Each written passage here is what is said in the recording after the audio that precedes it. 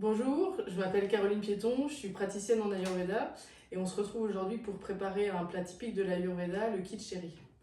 Donc c'est un plat qui se compose de plusieurs ingrédients, notamment 3 ingrédients de base. Il y a du riz, du haricot mungo, une légumineuse et de l'eau. Et ensuite, selon la saison, selon l'objectif recherché, selon la personne, selon sa constitution, selon son feu digestif, on va pouvoir ajouter un corps gras. Donc là on va prendre du ghee aujourd'hui, des légumes, et des épices. Donc le khichdi c'est vraiment un très bon exemple pour montrer en fait ce que c'est que la cuisine ayurvédique. Donc c'est avant tout en fait une manière de rendre les substances pathya, c'est-à-dire qu'elles vont venir nourrir le mental et le corps, l'esprit et le corps, sans obstruer les doshas.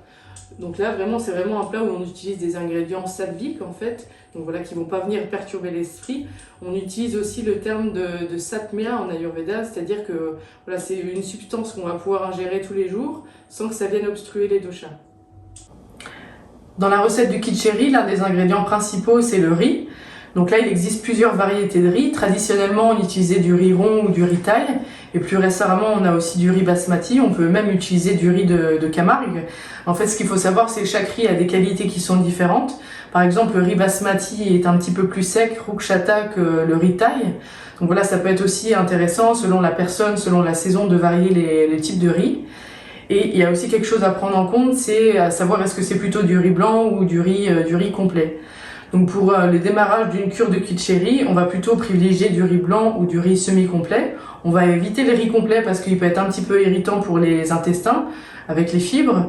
Et on va pouvoir le faire germer en fait. Donc on peut pas faire germer du riz blanc, mais par contre si on utilise du riz semi-complet ou du riz complet, on va pouvoir le faire germer. Donc là, moi aujourd'hui, j'ai choisi un riz thaï semi-complet et simplement, je l'ai fait tremper hier pour enlever l'excès d'amidon et des poussières qu'il y a dans le riz. Donc l'un des autres ingrédients de ce plat, c'est la légumineuse. Donc là, vous avez vraiment plusieurs possibilités. On peut traditionnellement prendre du haricot mungo, du mung dal, mais vous pouvez aussi très bien prendre des lentilles corail, des lentilles vertes. On va éviter un petit peu les grosses légumineuses comme le pois chiche et les haricots rouges qui sont vraiment irritants aussi pour les intestins. Donc moi aujourd'hui, j'ai choisi de prendre du haricot mungo. Voilà, c'est des petits haricots verts que j'ai fait germer en fait, donc ça fait plusieurs jours qu'ils sont dans l'eau et que tous les jours je viens rincer l'eau pour éviter que ça moisisse et que les haricots puissent germer. Donc au début on avait vraiment plein de peaux vertes et là on a enlevé quasiment 2/3 des peaux des haricots. Donc là les haricots sont prêts. Donc je disais aussi on utilise dans le khichdi de l'eau, ça c'est indispensable, et puis on va l'agrémenter de légumes et d'épices. Donc aujourd'hui en légumes, on prend vraiment les légumes de saison, donc en ce moment là on est en plein mois de décembre, donc on a du poireau, de la carotte, du céleri rave, et puis on va mettre aussi quelques branches de brocoli qu'on mettra un petit peu après parce qu'ils cuisent plus rapidement. On pourrait aussi très bien mettre, moi j'aime beaucoup mettre du céleri branche, du fenouil, c'est intéressant. Voilà, on va peut-être éviter un petit peu les légumes comme les féculents doux, quoi, comme la patate douce ou le potimarron. Ça risque d'alourdir un petit peu le khichdi. Voilà, mais après vous avez vraiment le choix des légumes. Ce qui est bien, c'est de se limiter à voilà 2-3 légumes à peu près. Donc aujourd'hui, comme je disais, voilà, poireau, céleri et fenouil. Et carottes, pardon. Pour les épices, c'est pareil, donc c'est un peu comme tout en Ayurveda, on va pouvoir adapter en fonction de la personne, en fonction de l'objectif recherché, en fonction de la saison. Donc là, on est vraiment en hiver où une saison où il fait froid, et en plus c'est très nuageux, donc on va amener plutôt des épices un peu tichna, un peu pénétrants, un petit peu chaud. Donc on va utiliser par exemple de la girofle, de la moutarde, du clou de girofle, de la moutarde, un petit peu de cumin, on va mettre du poivre noir, du gingembre sec, du poivre long, donc c'est un mélange de tricatou. On va également mettre quand même un petit peu de cardamome et de cumin et de curcuma. Mais par exemple en été ou pour une personne qui est pitta, on va plutôt privilégier des épices qui sont rafraîchissantes comme le fenouil, la coriandre, la cardamome. On va pouvoir mettre un petit peu de cumin aussi. Mais on va éviter tout ce qui est piment, trop de poivre, trop de gingembre sec surtout. Et puis pour une personne qui est vata ou dans une saison vata, où on va vouloir amener des choses chauffantes, un peu plus réchauffantes, on va pouvoir utiliser de la nigelle, du girofle, du fenugrec, de la cannelle, également du cumin, du karvi, de l'aspétide. Donc au niveau du corps gras, traditionnellement on utilise du ghee, c'est ce qu'on privilégiera de manière générale. Là aujourd'hui donc on a un ghee qui est tout frais, il est encore tout liquide parce que je viens de le faire. Mais on peut aussi utiliser de l'huile d'olive ou de l'huile de coco. Donc ça c'est pareil, le corps gras on peut le varier en fonction de la personne, en fonction de la saison et de l'objectif qui est recherché. Donc au niveau des proportions, en fait, il existe vraiment plusieurs possibilités. Ça reflète vraiment ce que c'est que l'Ayurveda. En fait, on va pouvoir l'adapter ce plat vraiment à la personne, à la saison. Donc les proportions vont pouvoir être très variables. Enfin, très variables. D'une manière générale, on va partir sur 2 tiers de céréales pour 1 tiers de légumineuses. Donc moi je compte 40 g de riz pour 20 g de légumineuses. Mais voilà, selon la personne, on va pouvoir mettre un petit peu plus de légumineuses ou un petit peu moins de riz. Pour les légumes, donc il faut les couper en petits morceaux. Plus vous les couperez en petits morceaux, en fait, plus ça ira vite. Et au niveau des proportions, on compte une bonne poignée de légumes par personne. Voilà, donc on va finir de préparer la légumineuse avant de la mettre à cuire. Donc comme je vous disais, vous la faites vraiment bien tremper pendant plusieurs jours. Et puis tous les jours, 2 fois par jour, vous rincez l'eau. Donc, et au fur et à mesure, en fait, il y a les petites peaux vertes qui vont venir se mettre en surface. Et donc tous les jours, en fait, vous pouvez prendre une petite passoire pour retirer ces petites peaux vertes qui flottent en surface. Donc celles-ci, vous les jetez. Vous faites ça plusieurs fois. Et l'idée, c'est vraiment qu'à la fin, il n'y ait plus qu'à peu près 1 tiers des peaux. Si c'est possible de... Voilà. Donc on rince vraiment bien le haricot mungo. Et on va pouvoir le mettre à cuire donc dans une casserole. On verse nos haricots. Et on rajoute de l'eau.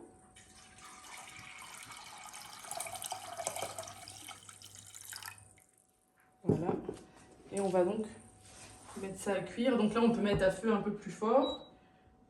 On va pouvoir le mettre à 7-8, en tout cas dans un premier temps. Il faut juste faire attention avec la mousse parce qu'il y a la mousse qui va se former. Donc à bien surveiller que ça déborde pas. Donc on va maintenant préparer le riz. Donc ça c'est un riz que j'ai fait tremper hier. Et ce qu'il faut faire avant de le mettre à cuire, il faut vraiment le rincer abondamment. Donc on le prend entre les mains et puis on vient frotter pour vraiment retirer l'excès d'amidon. Et on voit la couleur de l'eau qu'elle est vraiment pas transparente. Elle est pleine de poussière, en fait, elle est vraiment épaisse. Donc, simplement, on prend une bonne passoire, assez fine, et puis on va venir retirer l'eau. Et vous faites ça, en fait, vous venez rincer le riz jusqu'à ce que l'eau soit vraiment claire.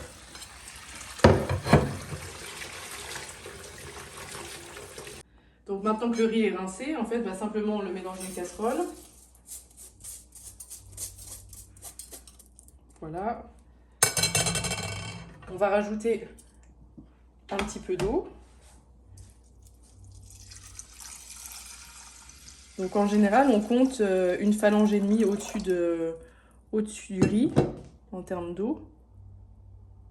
Voilà, donc là, on y est, j'en rajoute un tout petit peu. Après, c'est un peu moins important dans le kitcheri, c'est pas grave si on a un peu plus, puisque c'est un plat qui va avoir une consistance quand même semi-liquide. Et puis on met à cuire environ 5-6 pour l'instant. Il y a des personnes qui me demandent s'il est possible de faire le kitcheri au vitaliseur. Et vous savez que je suis une grande fan du vitaliseur, mais dans le cas du kitcheri, je préfère le faire de manière traditionnelle. Parce que en fait, le fait de faire cuire les haricots mungo comme on le fait là, ça va permettre vraiment de les purifier, de les nettoyer. Alors que quand on les met dans le vitaliseur avec l'eau, on ne va pas avoir ce processus de nettoyage, enfin de purification. Et en plus, là, on va voir ensemble, on va préparer ce qu'on appelle un vagar, un fond d'épices. Alors que là, dans le kitcheri, quand on le fait à la vapeur, on met tous les ingrédients ensemble et il n'y a pas du coup ce fond d'épices qui va ramener un côté tikshna, un côté pénétrant et rendre le kitcheri plus digeste, voilà, plus léger, plus digeste et un petit côté chaud. Donc moi, je préfère le faire de manière traditionnelle. La cuisson est en cours, donc on va faire un petit point sur nos cuissons. Donc le riz, il est presque prêt. Donc en fait, une fois qu'on a mis l'eau au-dessus du riz et qu'on a mis en route, là on touche surtout plus le riz, on laisse faire. Et il y a des petites colonnes d'air qui vont se former, là on en voit encore quelques-unes. Donc là on arrive vraiment à la fin de la cuisson. Et comme on voit qu'un riz est prêt, donc en fait il va venir se courber comme ça, comme si ça... Voilà, on parle de la colonne vertébrale du riz, donc là il est vraiment courbé. Là notre riz est prêt. Il reste encore un petit peu d'eau, donc on va laisser encore un petit peu, mais on le touche vraiment pas. Et là on est vraiment sur une cuisson à feu 4-5, donc vraiment moyenne douce. Et pour la légumineuse, donc là ça fait à peu près un quart d'heure que ça cuit, donc c'est presque prêt. Et là, comment on voit que c'est cuit le haricot mongo, en fait il va prendre une couleur qui est transparente. Il va vraiment, il passe du blanc ou du jaune au transparent. Il devient un petit peu transparent, bon pas complètement transparent, mais il devient légèrement transparent. Et quand il est comme ça, c'est que votre légumineuse est cuite. Le riz il est prêt, toute l'eau s'est évaporée, le riz est vraiment courbé. Donc ça c'est bon, on peut le mettre de côté. Et nos haricots mongo aussi, donc ils ont pris une teinte légèrement transparente. Donc comme je disais, ça ne devient pas vraiment transparent. Donc on va pouvoir simplement maintenant les filtrer et les rincer. Pour les rincer, c'est très simple. Donc là, on va plutôt privilégier de l'eau chaude pour pas que ça coupe la cuisson. Et je les passe dans une passoire.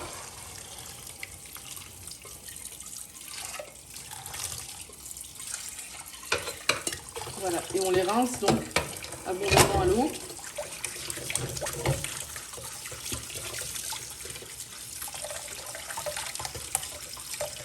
Voilà, comme ça, ils sont prêts.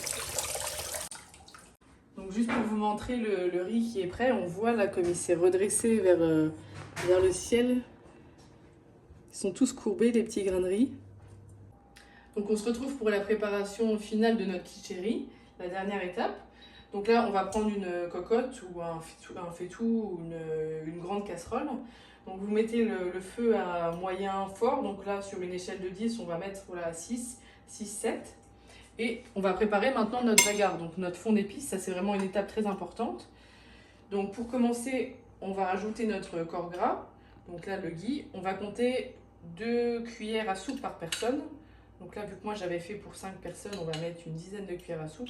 Pour vraiment bien réussir notre bagarre, donc là il va y avoir une question de température, il va falloir bien le faire sans le faire brûler. Donc pour ça, on utilise la moutarde. Donc là, on peut utiliser la moutarde noire, là j'en avais pas, donc j'ai pris de la moutarde jaune. Et ça se fait, on travaille beaucoup avec le son en fait quand on cuisine en Ayurveda, donc on va écouter en fait le bruit que va faire la moutarde pour savoir la température de notre bagarre, si elle est bonne ou pas. Donc là, on rajoute nos graines de moutarde, donc on compte une pincée de 3 doigts par personne. Là en plus, en cette saison, on peut mettre un petit peu de moutarde, ça va faciliter la digestion. Et en fait, quand le ghee va être à bonne température, on va entendre des pop pop pop, ça va faire un peu comme un popcorn. Mais il faut vraiment pas que ça brûle, il faut pas que ça fasse de la fumée. Donc là, vous réglez vraiment la température, quitte à retirer le faitout du feu si ça monte trop en température. Donc là, on est sur 6 au niveau de la température. Voilà, ça se prépare tout doucement. Il vaut mieux mettre un peu plus lentement et pas le brûler que d'y aller trop vite et ça peut vraiment brûler d'un coup. Donc en fait, les graines doivent vraiment dorer, mais elles doivent pas devenir trop brunes. Et quand on fait un bagarre, là on commence uniquement avec les épices entières. Nos épices en poudre, on va les ajouter après, une fois qu'on aura mis notre eau, pour qu'elles infusent, mais pas qu'elles brûlent. Voilà. Donc là aujourd'hui, en graines, en fait, on aura du cumin. On peut même le moudre un petit peu. Mais là, j'ai pas de moulin pour moudre les épices, donc on va le mettre entier. Donc on va mettre du cumin entier, on va mettre un petit peu de cardamome et de clous de girofle. Quand ça entend le pop, ça fait des petits pops de temps en temps. Donc ça veut dire que c'est prêt. Donc là, je vais réduire un petit peu le feu pour être sûr que ça ne brûle pas. Et là, je rajoute un petit peu de cumin. Donc là, pareil, on va compter l'équivalent d'une bonne pincée par personne.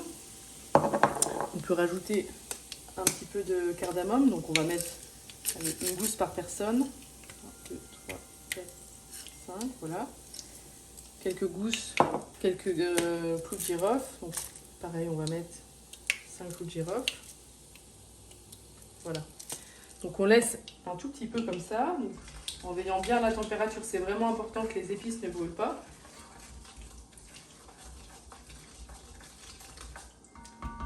On laisse dorer un tout petit peu. Et puis l'étape suivante, c'est de rajouter les haricots mongo. Donc on les a vraiment bien essorés. Et on les rajoute à notre bagarre.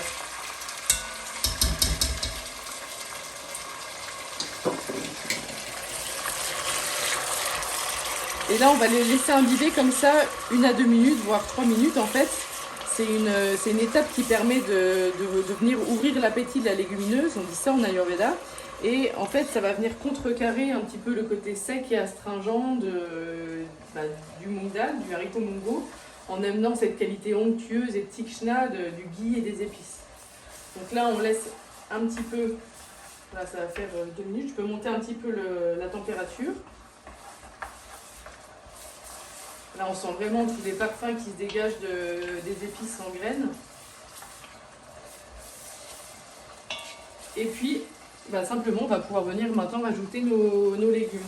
Donc, comme je disais, le brocoli, on va le mettre un petit peu après, mais là, on peut mettre les carottes, le céleri et le poireau. Donc là, comptez bien une bonne poignée, voire 2 poignées par personne, mais vraiment pas plus. On remue un petit peu.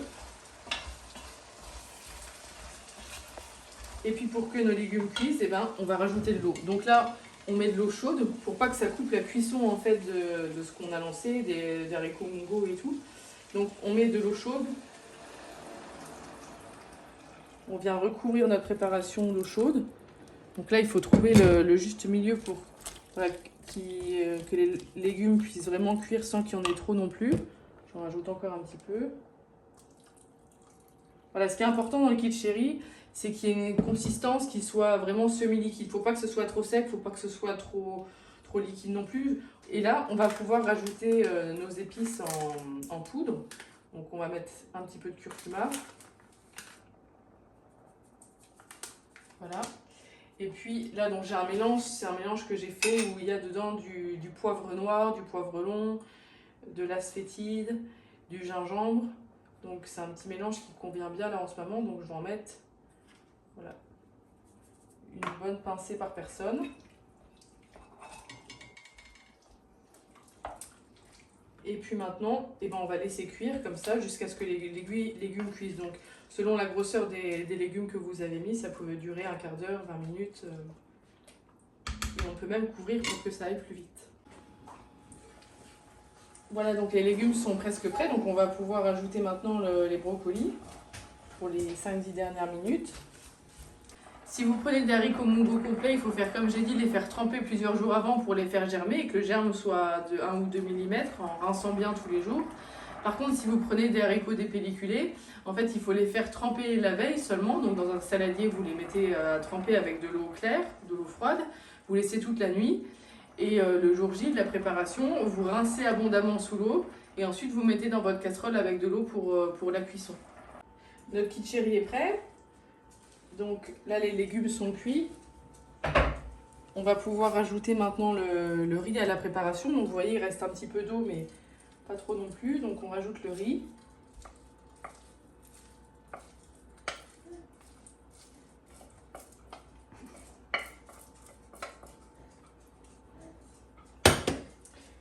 Et on remue tout ça. Donc on va pouvoir servir le kitcheri. Donc là, on va mettre 2 bonnes louches par personne. Et puis au moment de servir, donc là on n'a pas salé jusque maintenant, mais maintenant on va pouvoir saler. Donc on met un petit peu de fleur de sel, un petit peu de gingembre frais. Donc là, si vous avez aussi des aromates, du basilic, du persil, de la coriandre, c'est très intéressant. Et puis un petit filet de citron.